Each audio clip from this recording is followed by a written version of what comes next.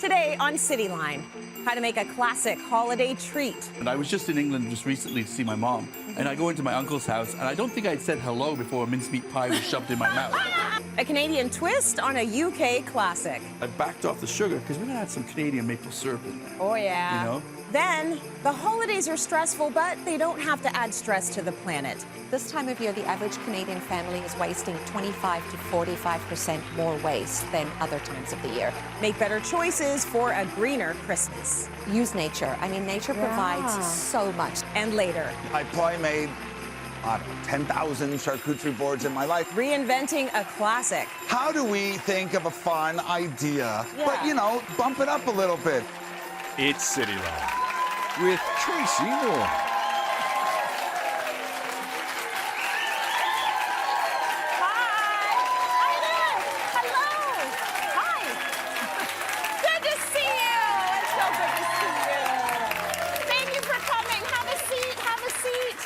Relax, get all cozy. We have a fantastic show for you today, and it is Wellness Wednesday. So lots of great content. We're gonna give you some ways to make your holiday parties waste-free, tips to keep your movement momentum going throughout the season, and charcuterie like you've never seen before, trust me. That's all coming up later in the show. But we want to start with some delicious holiday food. So I'm gonna go to the kitchen to make traditional mincemeat pies with Chef Jason Parsons. Give him some love. Can't wait for that. All right, Chef, this recipe has a twist to it, am I right? It does, a little Canadian twist. But before I get into the twist, though, I want to tell you about traditional mincemeat pies, because this is like generations after generations, you know. It's one of those pies that if you walk into England, I was just in England just recently to see my mom, and I go into my uncle's house, and I don't think I'd said hello before a mincemeat pie was shoved in my mouth. It's Christmas, you gotta eat mincemeat pies. First things first, how is Mummy? She's doing fantastic, yeah. She's doing great. Second thing second, can you please talk to your people and ask them to explain why it's called mincemeat when there's no meat? There's no meat! But you know what? Nothing is ever that simple, okay? Right. Come on. The thing is, so a mincemeat pie, first of all, it does have beef suet in it. Okay. So the fat, Sure. instead of your butter, or you can step up to lard, we've gone even further up to suet, which is just that really flavorful fat, right? Okay. But also, once you put everything together, the texture, it kind of looks like It's ground meaty. beef. Yeah. It feels meaty. Exactly. Okay, all right. That's a good explanation. You're off the hook now. How do we start? Well, okay, first of all, it's all about these ingredients, because, you know, it's kind of, mincemeat pie is kind of your Christmas pudding, or your Christmas cake, you know. It starts off with great raisins, sultanas, you know, you can use Thompson raisins, you can mix it up a little bit. Okay. If, you know, don't deviate too far from tradition if you've got, but if you want to, you can throw some, you know, dried cherries in there and things like that, but then it wouldn't be mincemeat pies. This is the one, though. It's the candied fruit. That's the one that really brings the flavor to it, and also that texture, because it kind of binds it together. You know, you've got all your peel in there, but the interesting thing with this is make sure you get it fresh, because it's only used, tends to only be used like this time of year. So you want to go to a place where you can see that it's being bought and it's been kind of, you know, you don't want leftover, right? So, I mean, anybody who has like the fruit cakes that are from like 5 years ago, like. Well, once it's made though, they get better and better, because the alcohol, you know, when you age alcohol, you know, in England you've got aged alcohol and aged fruit cake and aged Christmas pudding, because a lot of it is just great. It gets better and better year after year, but go somewhere where you know it's going to be fresh, the candied fruit. So then you've also, this is the suet, which is basically, it's the fat, like, it's not exactly, but can I give you an idea? Is, you know when you get a strip loin steak and you got the fat on the top? Yes. Think of that. Yes. But it's more around the kidneys or in the different parts of the end. But they've taken that, removed any meat from it, and then they've kind of just shredded it up, and you get this kind of suet. Okay, so I didn't know what that was, but it looks, and when you get it, it looks like that? Yeah, it's exactly how it looks. Okay, it sometimes comes in a bag that you might have to fat. crumble it a little bit. Very nice. It's good. That's what's going to give you that unique flavor, really big, bold flavor. Okay. You know, apples, I've just diced them up. You know, you can leave the skin on if you want. It's up to you. Brown sugar.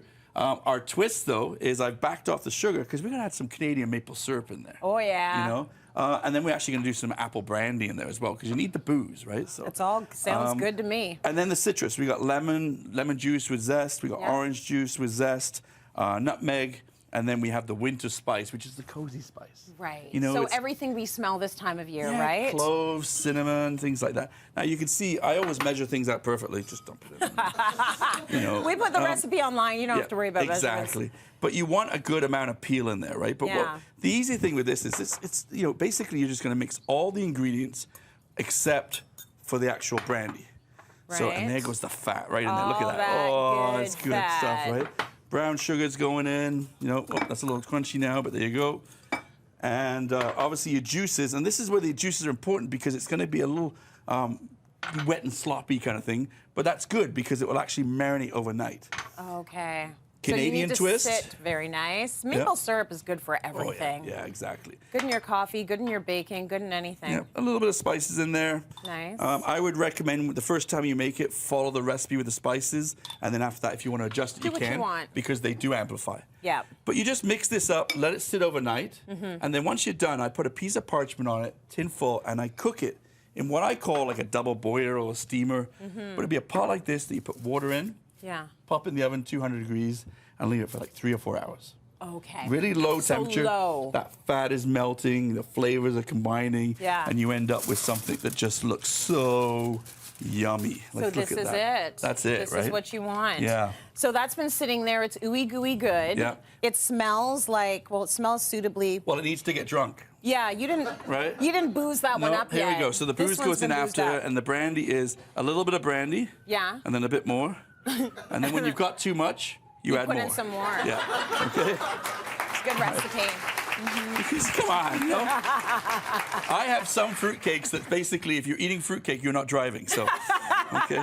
It's like black cake. Yeah. That's our black cake. And then you've got very your filling. boozy. And so then now we make the tarts. So, you know, I mean, basically I've got one that's here. This stuff lasts forever too. Put it in a mason jar, you can forget about it. Okay. Now I'm going to get you to make a tart here as well. Sure. I'll do the buttery part. So that's tell messy. them a little bit about these. So this is another little twist. You're making them teeny tiny cute little. Yeah, and I mean, I put the pies. pie crust recipe on the website, so it's there. Okay, so you made the crust. You didn't go to the store and just buy them. No, and that's why I was going to say you can do that if you want. Yeah. But Skip the a thing step.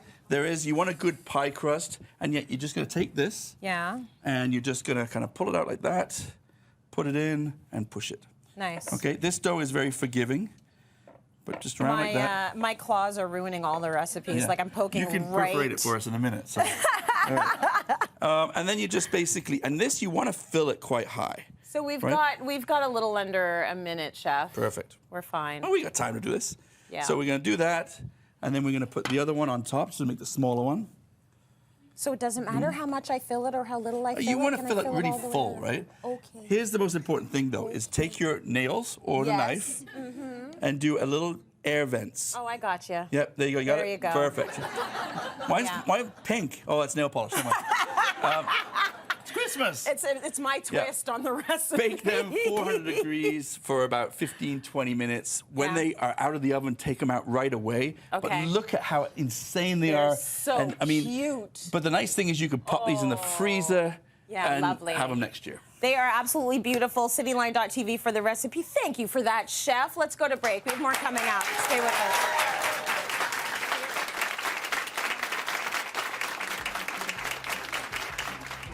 Coming up, how to have a zero-waste holiday party. Thrifting is fantastic. Almost everything on this set is thrifted.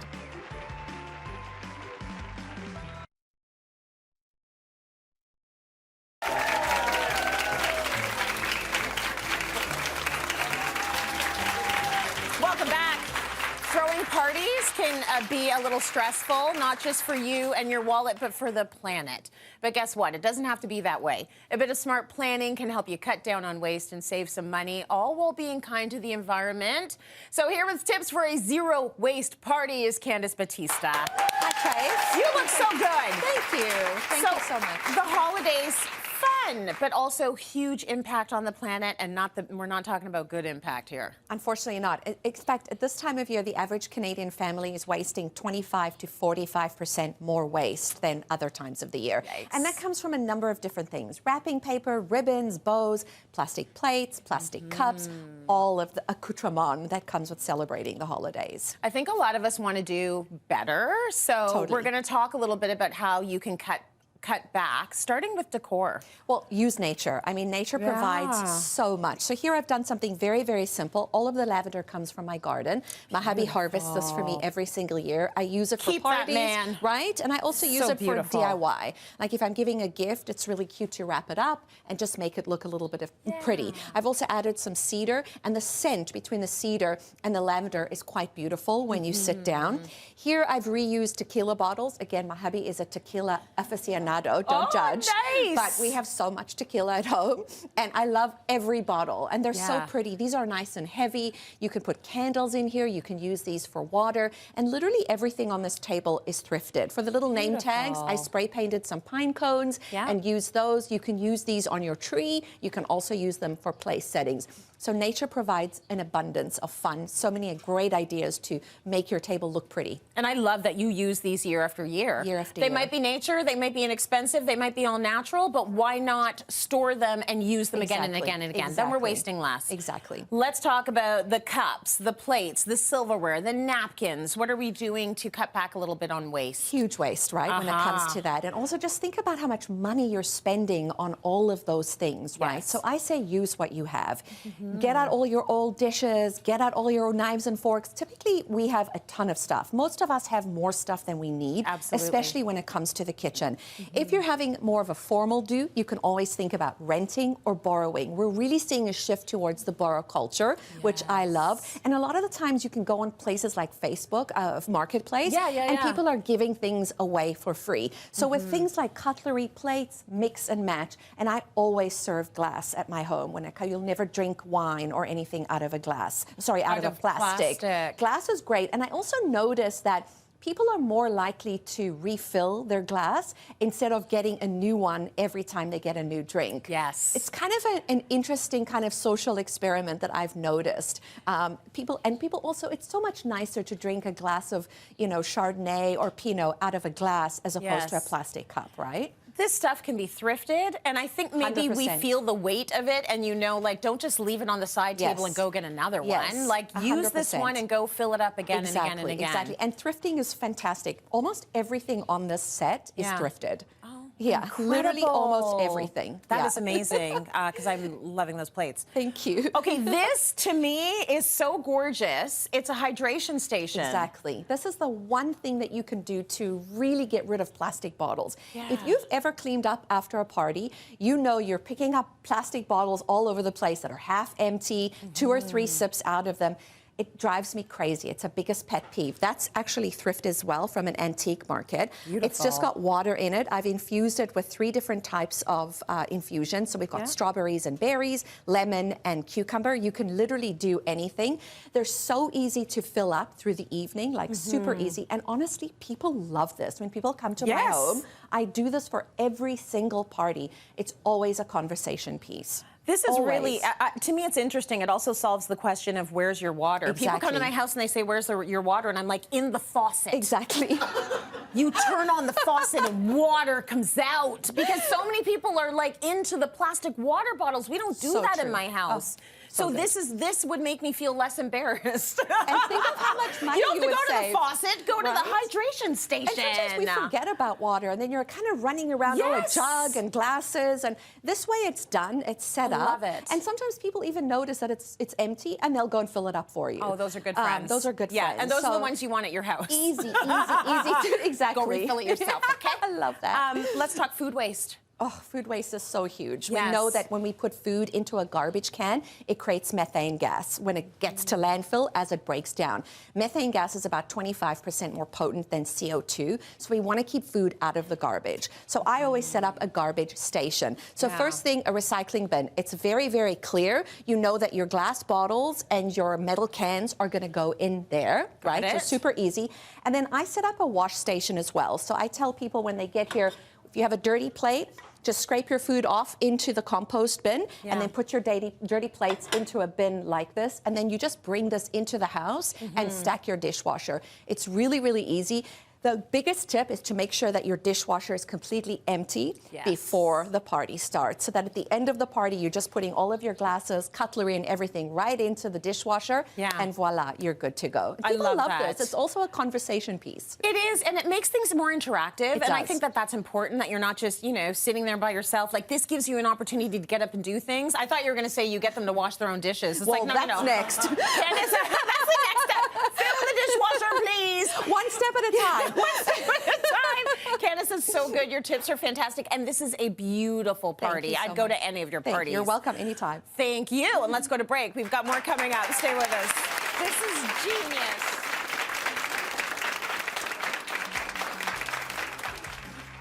Coming up, if you think this is cheesy, consider the source. This is why they call you the Maître Fromager. Is that what your title is? Cheese master. I'm like a Jedi for cheese.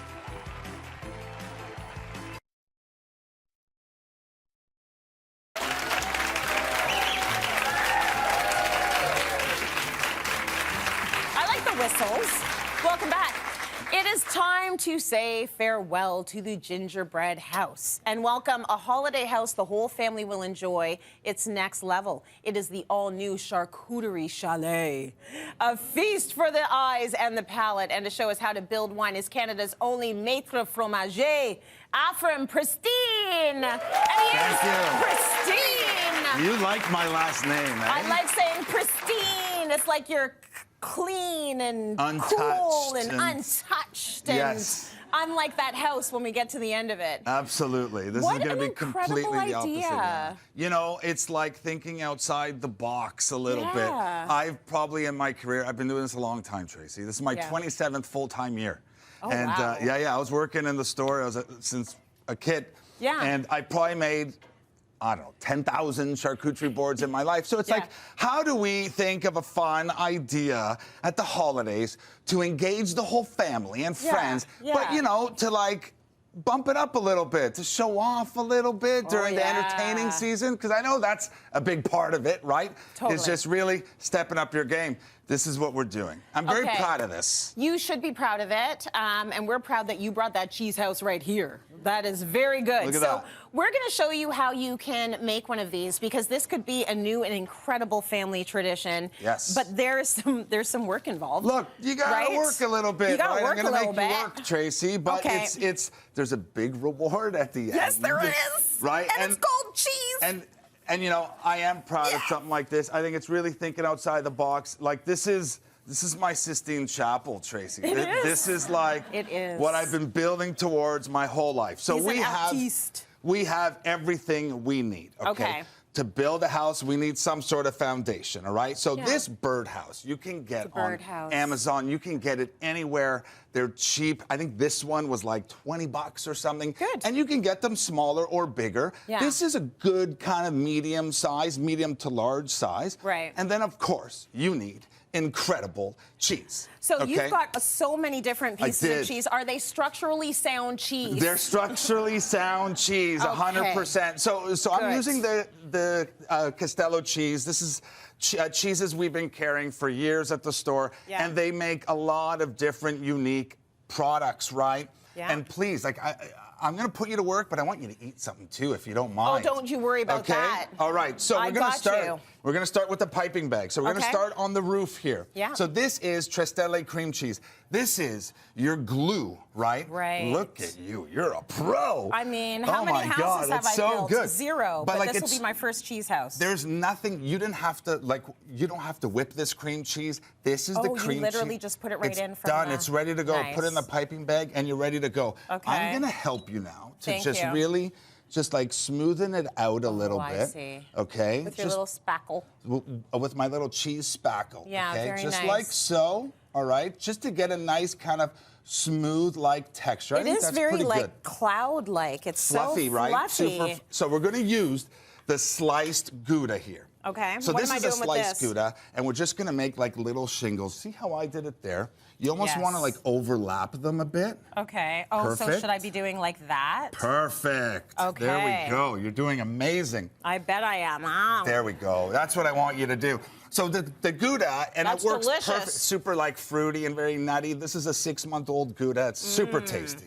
Okay. And I really wanted to showcase a bunch of different cheeses and some other fun garnishes as well. For sure. I'm going to start on this side over here. Okay. Oh, you got the big daddy piping bag. I got the big piping bag here. So I'm actually fixing my, I'm doing it a little bit differently. I think I did it better with the second line. yeah, I like your piping The bag shingles better. need to that go, looks great. you know what I mean? Like it needs to be going from the Perfect. bottom up. It looks like the roof, right? It looks like the roof. It looks like a roof. It's perfect. Okay.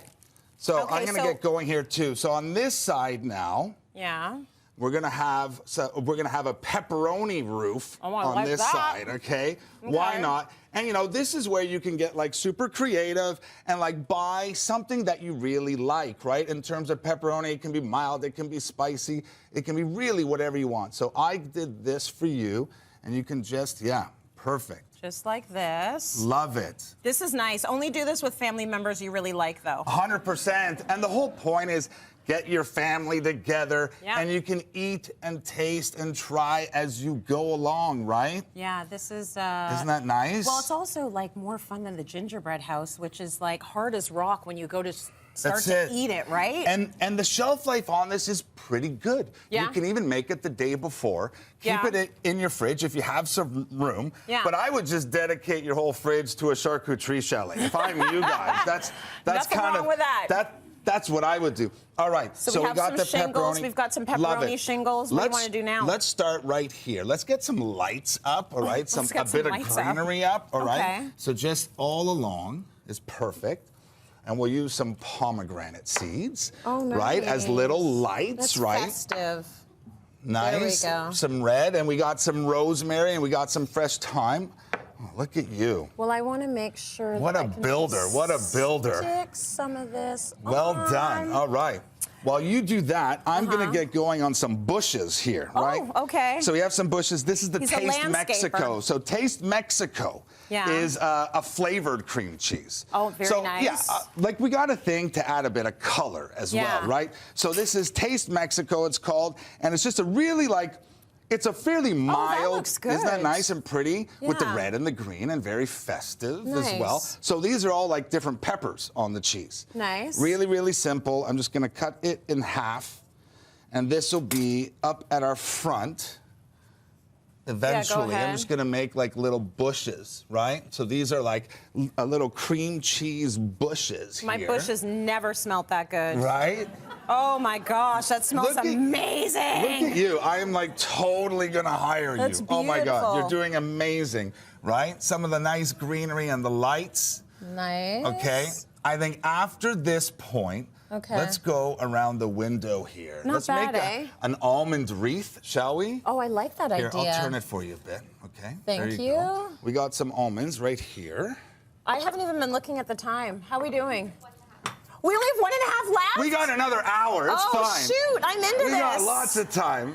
Okay, well, let's put some of those almonds up. Okay, perfect. There and we then go. And then we're gonna go through the. Yeah. It's really only a minute and a half left. Oh my gosh! We're I having got too into much it. fun. We're having too much fun. But I kind of like projects like that where the whole family just gets involved and you forget 100%. what's even, what day of the week it is, and you're 100%. totally in there. Okay, so eventually you just keep going around with the almonds, right, to make that beautiful windowsill or the wreath, excuse me, and then you can keep like just adding. All right. Tasting, so now, adding. That's No, it. walk Look at us this. through, like we've already talked about the shingles, we've talked about the amazing icing, like the beautiful roof detail. Talk to me about the pathway, okay, so the snowbanks. So the pathway is that beautiful cream cheese we've been using. Yeah. And this is a candied pecan crumble pathway. Oh. Right? So like really, you just go in there with the cracker and like you go to town. Yeah. Blue cheese snowbanks. That's so lovely. Right? Yeah. Lovely. These are aged Havarti walls, like just on the side there. Nice. And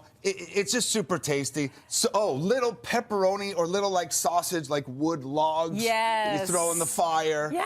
We're thinking of everything. And you also have some grape shrubs as well? Or For those, sure. Like, we've That's got exactly some more it. shrubs at the side of and the some house. breadsticks here too. Yeah. And then but we, you know, we need some snow, right? Yes, we do. We need some snow. It's a perfect holiday Christmas We need day, some Christmas snow morning. here, right? Let it snow. And just make it snow. Let it snow. This is the tickler cheddar. The tickler cheddar. Very And nice. just make it snow and like Charcuterie Chalet, everyone. Listen, Afrim, that is beautiful. This is why they call you the Maître Fromager. Is that what your title is? Cheese master. I'm like cheese master. I'm like a Jedi for cheese. Yes, and you really are. This is an incredible idea. I think it's such a great gift idea. I think it's a great activity for the family. One lucky audience member is going to go home with a full Charcuterie Chalet DIY kit. He's made kits. It's got everything you need to make your own. Thanks to Afrim and the Cheese Boutique, it is valued at $250. So good luck to you. I hope you get to win it. We've got more coming up after this. Thank you, thank you, thank you.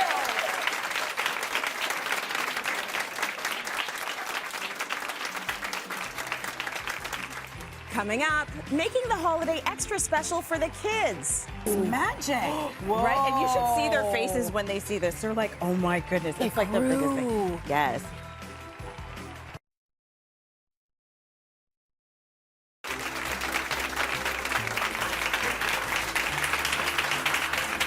Welcome back, everyone. You know, nothing says holiday magic like epic toys. Furby and the brand new Furblettes are the interactive duo that are always ready to sing and dance. With hundreds of phrases and songs to discover, these tiny Furbs equal big fun. And the Hot Wheels Ultimate T-Rex Transporter is perfect for the car lover in your life. Be amazed as it hauls more than 20 cars and then transforms into a growling T-Rex with a racetrack on its back. It's very cool. These toys have a total value of $180, and you're all taking the magic home, courtesy of the Toy Insider. Got some of your shopping done there. Make sure to watch her full toy roundup on cityline.tv. And speaking of magical, once you become a parent, experiencing the holidays with your kids can turn your grinchiness into a serious case of Christmas spirit. So here with ways to make the day magical and keep the kids busy, Monique Taylor Yee Shui, DIY extraordinaire. Love this. You look great. Has having kids and going through the holidays with kids changed the way you look at the holidays? Not necessarily, because we've always been big in my family in terms of celebrating Christmas. Yes. I will say definitely the magical element has been amped up, although I will say my private investigator, AKA Sydney, has been, you know, questioning some things, and I'm just like, I don't know what you're talking about. Lean into the magic, honey. Yes. It is what it is. Right. We grew up with good Christmases, but it was like immigrant version, right? Yes. The best. The immigrant magic version. So Yes. I think that there is a little bit more of, you know, we're sort of having our kids have that innocence and that magic. And there's so many things you can do. You're such a good mama. You do this with your girls to get them into the season. Yes. And we're going to start with slime. Yes. Edible slime. Edible slime. Listen, Yeah. these girls love the slime, but I have a different opinion. But anyway. No, I hear you. It was the pandemic that forced me to lean into Yes. it. I was like, no slime in this home. And then I was like, okay, we're making slime. Right, exactly. Right? And it's very comforting and to use. So this Yeah. is edible slime. It is not a meal. Okay. It's a just snack. slime. It happens to be edible, but I don't suggest snacking on it and having this as a meal. But Yeah. it is super easy to make. Okay. There's only 3 ingredients, really, the main ingredients. Yep. So you have marshmallow fluff, or you can also use a cup of marshmallows and melt it in the microwave. Okay. For about 20 seconds, and then you'll get it in that texture. Yep. And then you'll be adding a half a cup of cornstarch. Yep.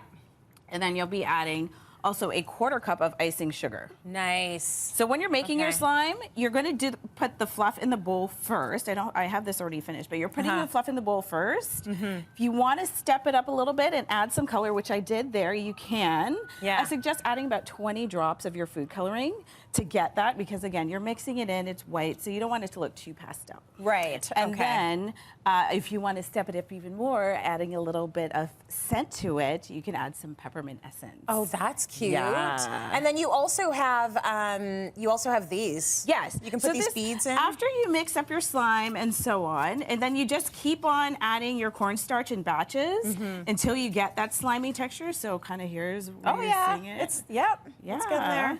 Yeah, so once you get it to that texture, then you can go ahead and add your sprinkles. Sprinkles. And that adds a little bit more Okay, fun so to it. you said we can eat this. Can I really? Yes, Can I go try ahead, it? girl, go to town. I'll take off my gloves. Oh, yeah. Is it yummy? It's like, yeah. It is quite peppermint. yummy. It's peppermint. Yeah, that one's the peppermint. It took me a second. Yeah. That's good.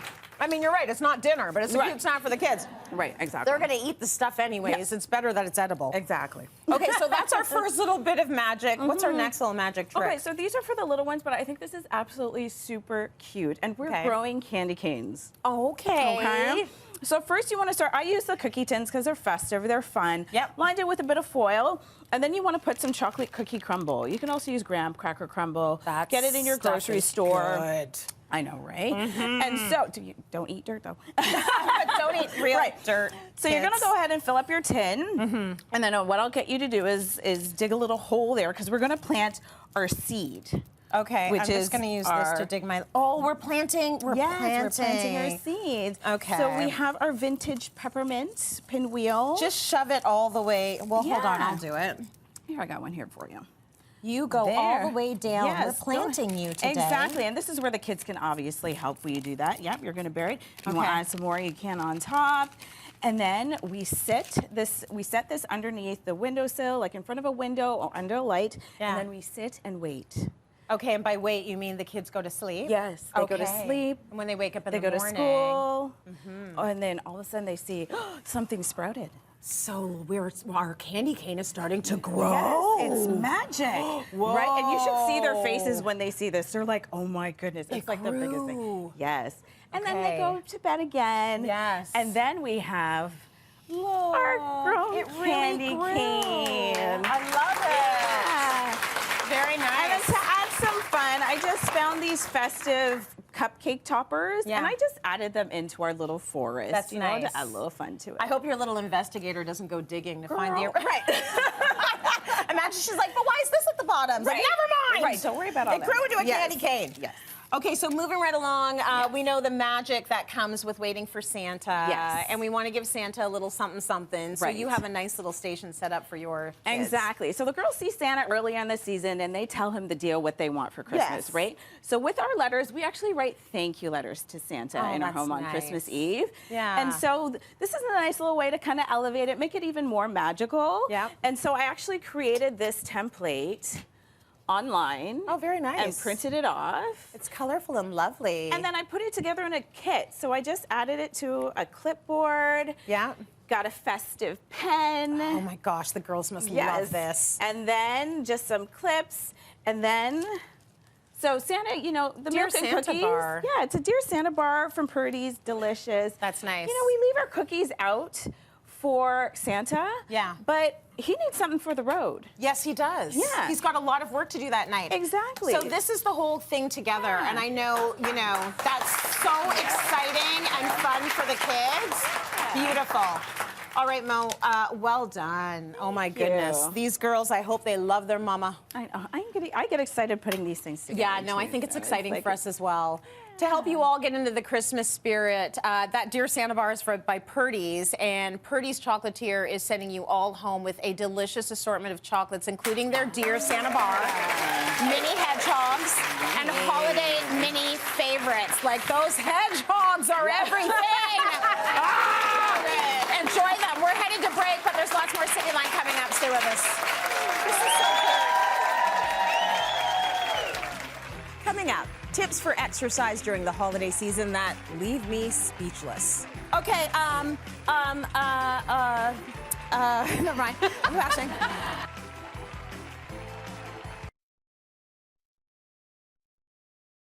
Cityline's Wellness Wednesdays is brought to you in partnership with Jamieson Vitamins. For everyday immune support, Jamieson is here for your health.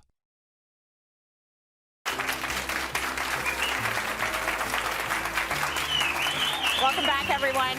It is a wonderful time of year, but with this time comes more socializing, more food, more drinking, more parties, which I love. But it's always challenging to find ways or time to keep active and to exercise and to move your body. So to talk about some movement strategies for holiday wellness, we've got Stacy Irvine. She's got our back and our front and our side. Stace, it's such a fun time of year, and I know both of us enjoy it so much, but how do we keep a healthy amount of movement happening this time of year when we're so stretched for time? Yes, you think we would have figured it out by now. Yeah. We've got a few of these holiday seasons under our belt, but every year it seems to change a little bit. I'm finding this year there's more parties, more events, which I love. It feels like things are finally back to this great new normal where we're very happy to socialize and spend time with our friends. But there's also a new term called social jet lag. Ooh. This means I think I've had that. Yes. I think I know exactly how that feels because, if you're up late and then you wake up in the morning, you're like, oh my God, I'm so tired, and you still have to get through your day, but maybe you cut out your workout. Maybe, you know, you're having some extra coffee, but your wellness is not coming along for the ride with all the fun with the holiday season. We need to get more movement in our day, and we're going to give you some tips for that today. Well, you have a really sort of scrumptious way of doing this. This is the big thing for 2024. What are they called? Movement snacks. Movement snacks. And you know what I like about this? It's bite-size, it's not intimidating, it's not punitive, it's just a little thing you sort of sneak in whenever you have the chance. If you're sitting there scrolling Instagram, you can probably put a little snack in there, a movement snack. So many things. Right? And who doesn't love a snack? I love a snack. We Show see a us some movement countertop. snacks. You might just look at this and think it looks like a basic countertop. I see it as an opportunity for a workout. Okay. Any countertop you come upon, it could be in your kitchen while you're making coffee. It could be while you're brushing your teeth at the end of the night. I think push-ups. So we kind of lean into it. We do a few push-ups. Yeah. It's great for our upper body. For sure. We're working all these muscles up here. Plus, you get your heart rate elevated a little bit, and it's a movement snack.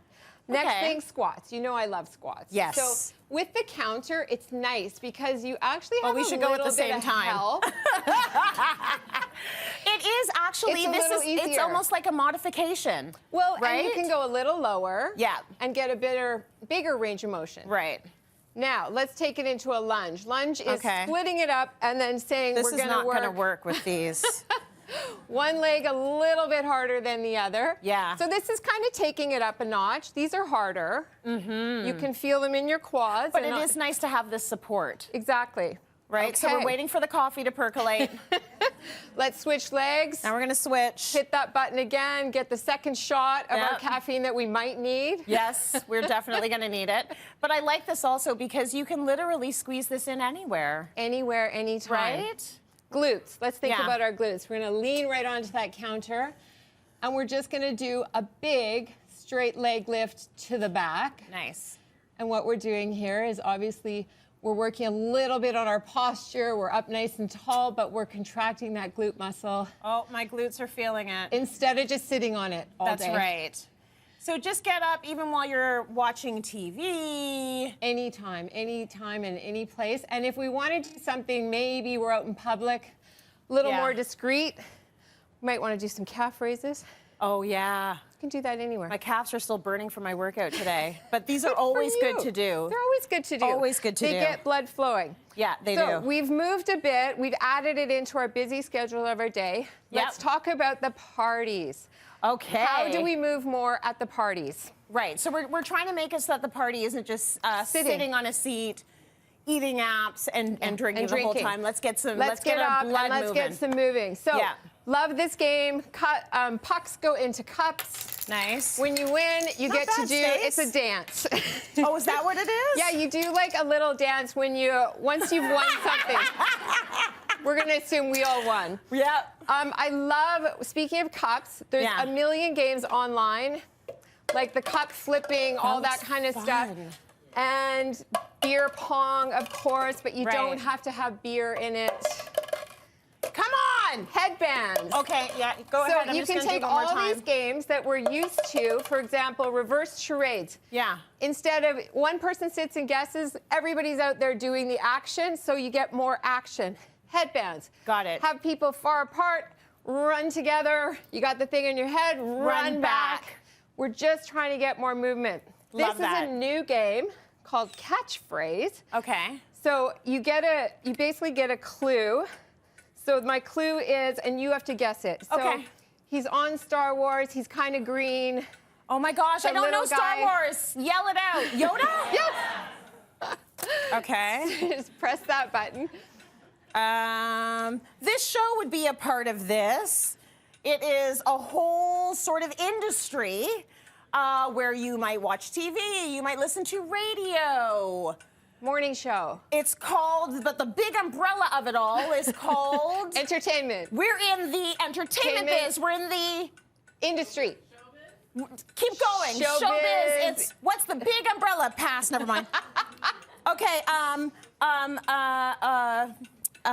mind. I'm passing. Okay, this was a show we used to watch, and it was like sort of on Channel 2, and it was like black and white, and it was sci-fi, and I was never really into it, but people loved it. Twilight Zone. Keep going, keep going, keep going. And it was like spooky, but it was old, and they did a reboot recently. Adam's Family. Keep going. What is... No. Keep going. We gotta go to commercial break. I want you to get it. It's Doctor Who. Come on. Here you go. Get it anyways. I love it. There's so many ways to have fun and keep moving this holiday season. Thank you for the tip, Stace. That's freaking me out. We're gonna be right back after this short break. Stay with us.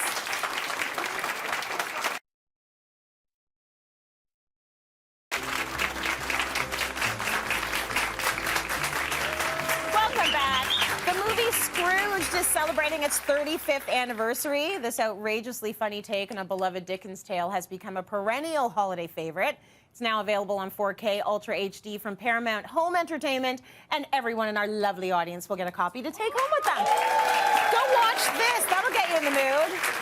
And now it is time to get to know our experts a little better. So we want to chat about Christmas morning traditions. It's arguably, it could be my favorite time of Christmas. I love Christmas morning. Afrim, do you have special traditions? Yeah, for sure. So, I mean, in my family, you know, it's a retail business, so we're working like nonstop. We never eat breakfast. So Christmas morning is like a massive breakfast. The eggs, the bacon, the sausages, destroying presents. That's our thing. That's our thing. I love that. Yeah, that sounds amazing. Yeah. Candace, how about you? Same. It's that morning where everyone comes together at Granny's house. This is when I was a kid. All my cousins, my mom, my aunts, everyone getting there together and just, again, ripping those presents apart. I miss that. Yeah, that's nice for the morning, right? too. We used to do that in the evening, but I like that for mornings. Get together and do it all up with your cousins. How about you, Mo? Same thing. We're in the morning opening up the presents, but for us, it's the Sound of Music also playing. Oh, yeah. Oh, that's my Christmas jam. Yeah, it is. Is there anything else you all do in the morning? It's I'm making breakfast. Yes, you're making breakfast, of course. Mom's always working. Jay, do you have? Well, I get to play Christmas Santa morning? because it's basically just Meg, her sister, and I, like the three of us. But Nice. we have two dogs. She has two dogs, so they're the kids. Yes. So of course, not me, but Santa goes down in the middle of the night. We have stockings for us and the dogs. Aww. Right. So and then I usually kind of get up and just lay on the couch and watch a movie until they kind of come up and look what Santa did. I love that. Yeah. And will the dogs actually open their stockings? Because Ozzy never does. No, they will totally like rip them apart with a mallet. We've got videos of Norbert's like this big golden doodle, and he just rips the wrapping right off. It's awesome. Oh, I love that. Awesome.